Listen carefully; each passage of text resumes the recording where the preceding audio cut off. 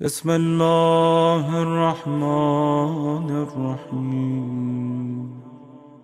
اے اہل بیت رسالت، تمہاری محبت کا حکم اللہ نے قرآن میں دیا۔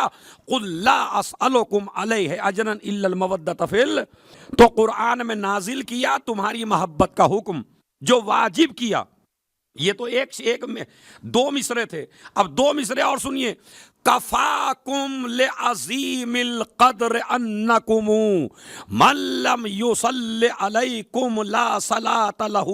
اے آل محمد، تمہاری فضیلت کے لیے بس یہی کہہ دینا کافی ہے کہ جس نماز میں آپ پہ صلوات نہ ہو وہ نماز نہیں ہے۔ پورا دین ٹکا ہے نماز پر، اور نماز ٹکی ہے کس پر؟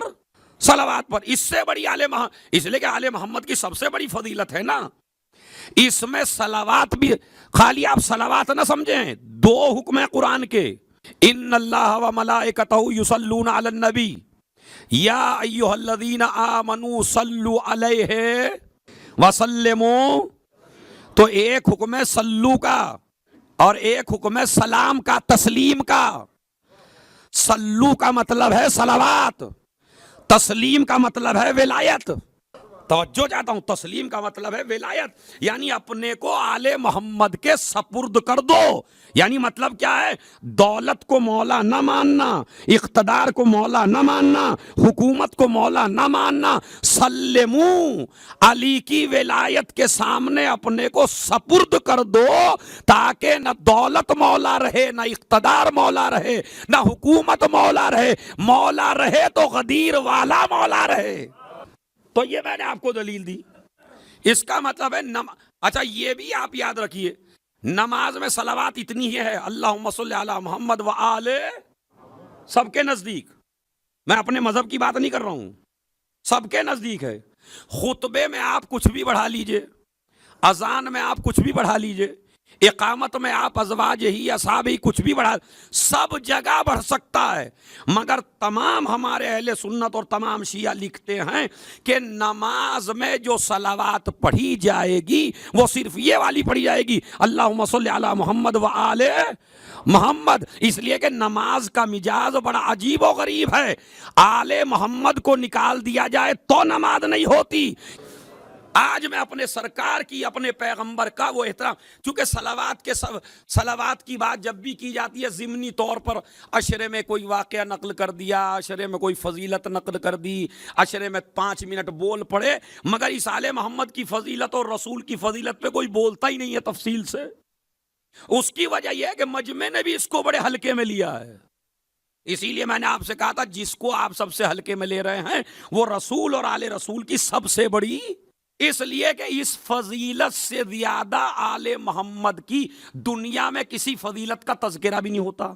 بھائی میں نے بہت بڑی بات کہی ہے، اگر آپ اس کو غور فرمائیں تو ابھی آپ مجلسوں کو چھوڑ دیجئے، مجلسوں میں صلوات کو، ابھی آپ مسجدوں میں صلوات کو چھوڑ دیجئے، آپ ذرا پورے ورلڈ کا نماز کا نقشہ چیک کر کے دیکھیے، پوری دنیا کا، پوری دنیا میں ذرا چیک کر کے دیکھیے، ادھر نماز ختم ہو رہی ہے، ادھر شروع ہو رہی ہے، ادھر ختم ہو رہی ہے، ادھر شروع ہو رہی ہے، ادھر ختم ہو رہی ہے، ادھر شروع ہو رہی ہے، ادھر مغرب کا وقت ہے، ادھر صبح کا وقت ہے، ادھر ظہر کا وقت ہے، ادھر عصر کا وقت ہے، کہیں ختم ہو رہی ہے، کہیں شروع ہو رہی ہے، کہیں ختم ہو رہی ہے۔ اب پوری دنیا میں نماز کا وقت دیکھ لیجئے آپ، اور جہاں جہاں، اچھا پھر اذانیں بھی ہو رہی ہیں، اس میں بھی صلوات، اقامت بھی ہو رہی ہے، اس میں بھی صلوات، نماز بھی ہو رہی ہے، اس میں بھی صلوات، مجلس بھی ہو رہی ہے، اس میں بھی صلوات، مصلی پہ بھی بیٹھے ہیں، اس پہ بھی صلوات۔ تو جو اللہ نے آل محمد اور رسول کو سب سے بڑی فضیلت دی تھی، تو 24 گھنٹے میں کوئی منٹ ایسی نہیں ہے کہ جب محمد و آل محمد کی یہ فضیلت ذکر نہ ہو۔ بتائیے اس دلیل سے آپ مطمئن ہیں یا نہیں ہیں؟ کوئی لمحہ ایسا نہیں ہے جب محمد و آل محمد پر صلوات نہ ہو رہی ہو، یہ آل محمد کی فضیلت ذکر نہ ہو رہی ہو، یہ محمد و آل محمد کا تذکرہ اس شکل میں نہ ہو رہا ہو۔ یہ تو میں نے آپ کو بتائی نماز کی بات۔ آئیے دعا کی بات بتاتا ہوں۔ جس مولا کے نعرے لگاتے ہو، جس مولا کے قصیدے پڑھتے ہو، جس مولا کو ٹھوکر لگتے ہوئے پکارتے ہو، جس مولا پہ جیتے مرتے ہو، پتہ میرا مولا کیا کہتا ہے؟ کل دعاء محجوب عن السماء، کوئی دعا آسمان پہ جاتی ہی نہیں ہے۔ آپ مصلی پہ بیٹھ کے مانگ رہے ہیں اللہ مجھے یہ دے دے، اٹک گئی، پہنچ ہی نہیں پا رہی ہے۔ اچھا میں اگر کہوں تو آپ کہیں گے قبلہ کیسی باتیں کر رہے ہیں، بلا ہماری دعا ہی نہیں جا رہی ہے۔ ارے بھائی مجھے نہ کہیے، مولا کہہ رہے ہیں آپ کے، سمجھ رہے؟ خطیب منبر سلونی کہہ رہا ہے، جس کی تلوار نسلیں دیکھ کے چلتی ہے وہ کہہ رہا ہے، جو زمین سے زیادہ آسمان کے راستے جانتا ہے۔ میں تو نہیں کہہ رہا ہوں، وہ میرا مولا کہہ رہا ہے کہ کلو دعائن محجوب عن السماء، ساری دعائیں آسمان میں اٹک کے رہ جاتی ہیں، اوپر نہیں جا پاتی۔ کب تک نہیں جا پاتی؟ حتی یصلی علی محمد و آل محمد، جب تک دعا کے ساتھ بندہ صلوات نہ پڑھ دے۔ اما آج تو میں آپ کے ذہن میں انشاءاللہ جو میرے ناظرین ہیں، مجلس سن رہے ہیں اور حاضرین ہیں، ایسی فضیلت اجاگر کر دوں گا کہ آپ زندگی پر مرتے دم تک آپ صلوات نہیں چھوڑو گے انشاءاللہ۔ اس لیے کہ سیرت رسول پہ بہترین موقع ہے رسول کی اس فضیلت کو بیان کرنے کا۔ تو کوئی بھی دعا آسمان پر نہیں جاتی جب تک کہ بندہ صلوات اب نہیں اب میں تو نہیں کہہ رہا ہوں نہیں جاتی، اب آپ صلوات کے بغیر پہنچانے کی ذرا کوشش کر کے دیکھیے، اور چلی جائے تو پھر مجھے آ کے دعویٰ کریے کہ جی میری تو چلی گئی ان کے بغیر، سمجھ رہے؟ نہیں جانے والی ہے، جب علی نے کہہ دیا تو جانے والی۔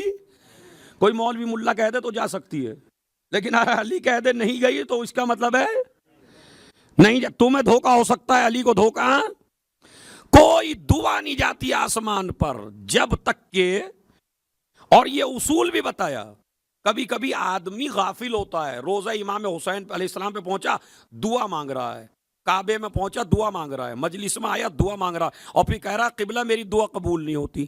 ہو اس لیے نہیں رہی ہے کہ علی نے پہلے ہی کہہ دیا ہے کوئی دعا نہیں جائے گی جب تک پہلے صلوات نہیں پڑھے گا۔ پہلے صلوات پڑھ کے اپنا منہ تو پاک کر لے۔ اما نجس دعائیں، جو نجس زبان سے دعائیں نکلتی ہیں، وہ آسمان تک نہیں پہنچتی، اس لیے کہ زبان جب تک پاک نہ ہو، زبان کو پاک کہیں سے کرو گے؟ اب جب زبان پاک ہو گئی تو دعا خود بخود چلی گئی۔ تو اب اللہم صلی علی محمد، اور پھر جب امام سے پوچھا گیا مولا اس کے بغیر کیوں نہیں جاتی، اور جب صلوات کے ساتھ پہنچائی تو پہنچ بھی گئی اور قبول بھی ہو گئی، کہا اس لیے کہ خدا کی قسم میرا جملہ نہیں ہے، میری تو کیا اوقات ہے جو میں آپ کو متاثر کر سکوں۔ چھٹے امام نے فرمایا، چھٹے امام فرماتے ہیں کہ جب کسی بندے کی کوئی دعا قبول نہ ہو تو اس کا بہترین طریقہ یہ ہے پہلے بسم اللہ کہے، الحمدللہ کہے، اس کے بعد 3 مرتبہ صلوات پڑھے، 3 مرتبہ صلوات پڑھ کے بریکٹ میں اپنی حاجت رکھ دے، اس کے بعد پھر 3 مرتبہ صلوات پڑھے، پہلے بسم اللہ الحمدللہ 3 دفعہ صلوات، اس کے بعد بریکٹ میں اپنی حاجت، اس کے بعد پھر 3 مرتبہ صلوات۔ امام فرماتے ہیں میں گارنٹی لیتا ہوں دعا ردی نہیں ہو سکتی۔ اچھا اگر امام کہہ دیں تو ماشاءاللہ جتنا مجمع بیٹھا ہے یہاں سب کو یقین آ گیا، بھائی جب چھٹے نے کہہ دیا، صادق آل محمد نے کہہ دیا تو اب تو دعا رد ہو ہی نہیں سکتی۔ مگر امام نے آپ کو خالی چپ نہیں کیا عقیدے کی بنیاد پر، دلیل ایسی دی کہ جو ایک ایک بندے کے ذہن میں بیٹھ جائے۔ امام نے فرمایا اس کی وجہ یہ ہے کہ یہ جو صلوات ہے نا، یہ خود ایک دعا ہے، تو کوئی دعا قبول ہو نہ ہو، مگر جب بندہ صلوات پڑھے گا تو اللہ صلوات کو تو کبھی رد نہیں کر سکتا۔ اب جب 3 دفعہ ادھر صلوات رکھی ہے، 3 دفعہ ادھر صلوات رکھی ہے، تو اللہ فرشتے سے کہتا ہے جب تم نے ادھر کا حصہ بھی قبول کر لیا، ادھر کا حصہ بھی قبول کر لیا، تو مجھے شرم آتی ہے۔ بھائی یہ خط لکھا آپ نے، اور خط میں جو ہے بیچ میں اپنی حاجت لکھ دی، اور ادھر بھی صلوات ادھر بھی صلوات، تو اللہ فرشتے سے کہتا ہے پورا پرچہ جو لکھا ہے وہ قبول کرو۔ بس سمجھ رہا ہے؟ ایسا نہیں کہ آگے کا حصہ بھی قبول کر لیا، پیچھے کا بھی حصہ، بیچ کا حصہ نہیں۔ تو اسی لیے امام نے فرمایا کہ نہ دعا پہنچتی بغیر صلوات کے۔ اچھا یہ بھی میں آپ کو بتاؤں، یہ آپ کی نالج میں اضافہ ہے خدا کی قسم، آل محمد بھی جب کوئی دعا کرتے تھے تو وہ اپنی کون سی فضیلت کو وسیلہ بناتے تھے؟ یہ تیسری دلیل ہے کہ یہ آل محمد کی سب سے بڑی فضیلت ہے، آل محمد اور رسول کی سب سے بڑی فضیلت صلوات۔ تیسری دلیل سنیے کیا ہے، خود رسول نے فرمایا اے علی جب تم کو کوئی مشکل آئے، اب آپ یہ نہ کہیے گا مشکل کشا کو مشکل کیا آنی ہے، نہیں، مشکل تو ان کو نہیں آنی ہے، مگر اگر وہ نہ بتائیں تو تمہاری مشکل حل کیسے ہو؟ بات سمجھ رہے ہیں بھائی؟ جب ان کے ساتھ کچھ قصے ہوں گے تبھی تو تاریخ میں نقل ہوں گے۔ تو ایک مرتبہ رسول نے فرمایا، علی جب تم کو کوئی پرابلم ہو، کوئی مصیبت ہو، کوئی پریشانی ہو، تو تم بھی یہ جملہ کہا کرو، اسألک ان تصلی علی محمد و آل محمد، پروردگار میں تجھ سے سوال کرتا ہوں میرا یہ کام کر دے اور تو صلوات پڑھ محمد اور آلے۔ تو اس کا مطلب ہے کعبے میں پیدا ہونا بڑا شرف ہے، مگر علی نے اسے واسطہ نہیں بنایا۔ مرحب کو مارنا بڑی فضیلت ہے، مگر اسے واسطہ نہیں بنایا۔ معراج پہ جانا بڑی فضیلت ہے، مگر اسے واسطہ نہیں بنایا۔ رسول کے ہاتھوں پہ آ جانا بڑی فضیلت ہے، مگر اسے واسطہ نہیں بنایا۔ آل محمد بھی کس چیز کو واسطہ بناتے تھے؟ ارے توجہ چاہتا ہوں، صلوات کو سارے انبیاء نے کس چیز کو واسطہ بنایا؟ یہ تو آپ کی نالج میں ہے ہی۔ آدم کی توبہ کس جملے سے قبول ہوئی؟ نوح کی کشتی کیسے پار لگی؟ ابراہیم کی آگ کیسے گلزار ہوئی؟ سب میں ایک ہی جملہ کامن ہے، اللہم صلی علی محمد و آلہ۔ ان کا صدقہ میری یہ پرابلم، ان کا صدقہ میری یہ پرابلم، ان کا صدقہ میری یہ پرابلم دور ہو جائے۔ تو آل محمد بھی اپنی جس فضیلت کو وسیلہ بناتے تھے وہ یہی عظیم فضیلت ہے، صلوات۔ اسی لیے جب دو صحابیوں کی طبیعت خراب ہوئی، علماء نے لکھا اور رسول اللہ کے پاس آئے، یا رسول اللہ ہماری طبیعت خراب ہے، آپ ہمارے لیے دعا فرما دیجئے۔ رسول اللہ نے کہا، پروردگار ان کو ٹھیک کر دے، ان کو صحت دے دے، بحق محمد و آل محمد و بحق علی، علی کے صدقے میں پروردگار انہیں صحت یاب فرما۔ امیاں جو طبیعت ٹھیک تو ہو گئی مگر یہ نام سن کے بگڑ گئی، طبیعت تو ٹھیک ہو گئی کیونکہ رسول دعا کرے اور دعا قبول نہ ہو۔ ہاں، مولوی کی قبول ہے، ملا کی قبول ہے، رسول کی دعا قبول نہ ہو تو وہ تو دعا تو قبول ہو گئی۔ کہنے لگے بھائی یہ نام کیوں لیا مگر؟ تو اب ایک ساتھی نے دوسرے کو سمجھایا کہ بھائی اصل میں یہ ہے، آج ہماری طبیعت خراب تھی تو یہ بیٹھے تھے اس لیے ان کا نام لے دیا، اب کل جب ان کی بھی کبھی خراب ہوگی تو تم مطمئن ہو ہمارا اور آپ کا نام آئے گا۔ اب وہ تلاش میں علی کی کب طبیعت خراب ہو، علی کی کب طبیعت خراب ہو، علی کی کب طبیعت خراب ہو۔ اتفاق سے ایک دن علی میرے مولا کو بخار ہلکا سا آئی گیا، طبیعت کچھ علیل ہوئی، انہوں نے جا کے رسول سے کہا، یا رسول اللہ علی کی طبیعت خراب ہے۔ علی نے نہیں کہا یا رسول اللہ علی کی طبیعت خراب ہے۔ رسول نے کہا کیا ہے؟ کہا ہاں یا رسول اللہ میری طبیعت تھوڑی خراب۔ کہا اچھا، حالانکہ خراب کا لفظ اردو میں میرے مولا کے ساتھ جمتا نہیں ہے، لیکن یہ زبان کی تنگی ہے۔ تو انہوں نے کہا کہ ہاں دعا کر دیجئے یا رسول اللہ، دعا کر دیئے، کریے۔ پروردگار علی کو صحت دے علی کے صدقے سے، پروردگار علی کو صحت دے علی کے صدقے سے۔